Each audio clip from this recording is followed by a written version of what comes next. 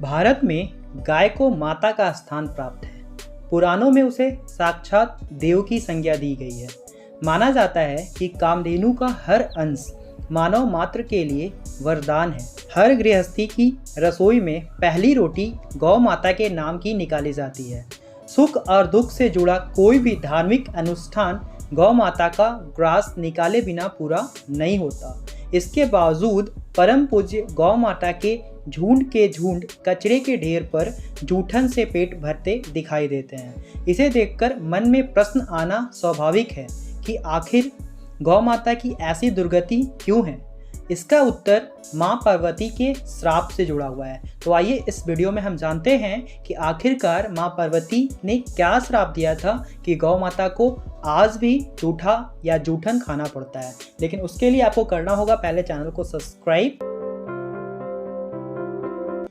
एक बार की बात है जब भगवान शिव और माँ पार्वती समुद्र के किनारे विहार के लिए गए। इस विहार के बीच शिव जी के मन में एक शरारत आई। उन्होंने कहा कि देवी पार्वती, मुझे अचानक आवश्यक काम से जाना पड़ रहा है। मैं कार्य पूर्ण कर अभी आता हूँ। आप मेरी यहीं प्रतीक्षा करें। असल में शिव जी पार्वती को परेशान करना चाहते थे। यही छेड़खानी ठिठोले शिव पार्वती के दाम्पत्य जीवन को सबसे अनमोल सिरा है। यही उनकी कहानियों को सबसे रोचक और रहस्यमय बनाता है। शिव जी की बात मानकर देवी पार्वती अकेले ही तट पर बैठकर उनकी प्रतीक्षा करने लगी। इसी तरह शाम हो गई। उस दिन तीज की तिथि थी।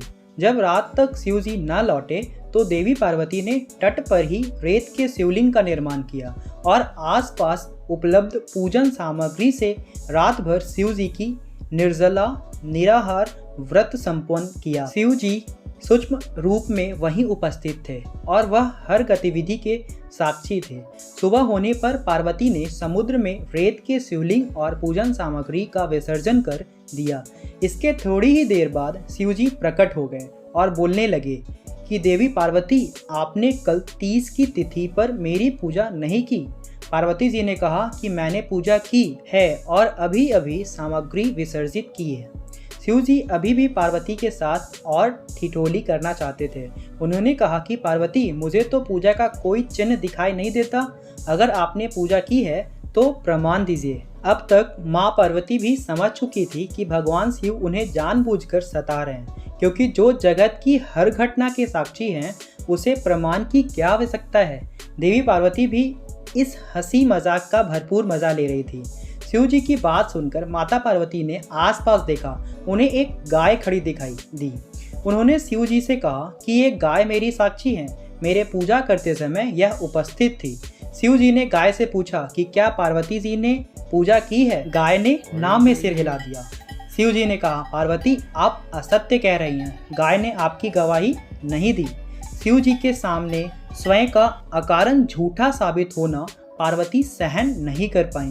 उन्होंने उसी वक्त गाय को श्राप दिया कि तू दिव्य जन्मा है, जगत कल्याण के लिए प्रकट हुई है, इसलिए जनहित के लिए तेरे गुण यथावत रहेंगे। किंतु जिस मुंह से तूने झूठी गवाही दी है उसे दंड भुगतना होगा। झूठ बोलने के कारण अब से जूठन ही तेरा आहार होगा। इस तरह झूठ बोलने से गौ माता क्रोध की भागी बनी और आज तक उनकी संतति अच्छा भोजन प्राप्त होने के बावजूद जूठन खाने के लिए बाध्य है। यह कथा हमें बताती है कि असत्य भाषण के कितने गंभीर परिणाम हो सकते हैं। साथ ही दाम्पत्य जीवन को रसपूर्ण बनाकर मधुरता से जीवन यापन करना भी सिखाती है। तो अब आप जान ही गए होंगे कि गौ माता को आखिरकार जूठन क्यों खाना पड़ता है। एक तरफ उनकी पूजा की जाती है और एक तरफ उनको जूठन खिलाया जाता है। यह वीडियो आपको कैसा लगा आप लोग प्लीज़ कमेंट करके ज़रूर बताइएगा और चैनल को सब्सक्राइब कीजिएगा। जय हिंद।